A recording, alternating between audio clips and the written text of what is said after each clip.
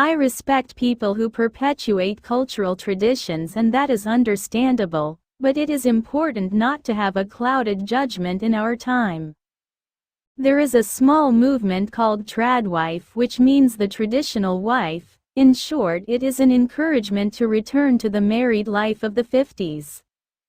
It should be noted that feminism has greatly improved the situation of women who were sometimes condemned to an unwanted marriage. For some it was simply marriages of convenience with a perfect appearance on the outside but which in reality was not very healthy. Domestic violence was taboo during these times of the past.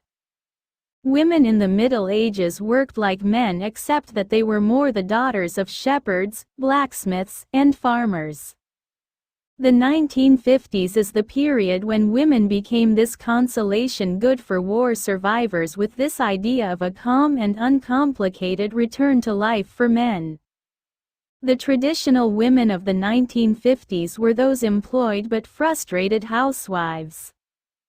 Doves locked in golden cages with only their daily household distractions, and a few superficial discussions with their husbands since they only saw her as a good and slightly stupid woman. Feminism began to emerge in 1903 with the suffragette movement, which campaigned for women's right to vote in the United Kingdom. Then the feminist movement grew throughout Europe over the years. Feminism allowed women to rediscover their individualities away from the male ego and male social pressures. The feminist movement also allowed women to recognize their values in society thanks to generalized work rights and mental well-being thanks to contraception. You should know that long before us in very ancient centuries there were female figures of great discoveries like Marie Curie, who was a physicist, Mary Somerville, Ada Lovelace, Olympe de Gouges, Elizabeth Windsor, who later became Queen Elizabeth II, was a mechanic and ambulance driver in her youth.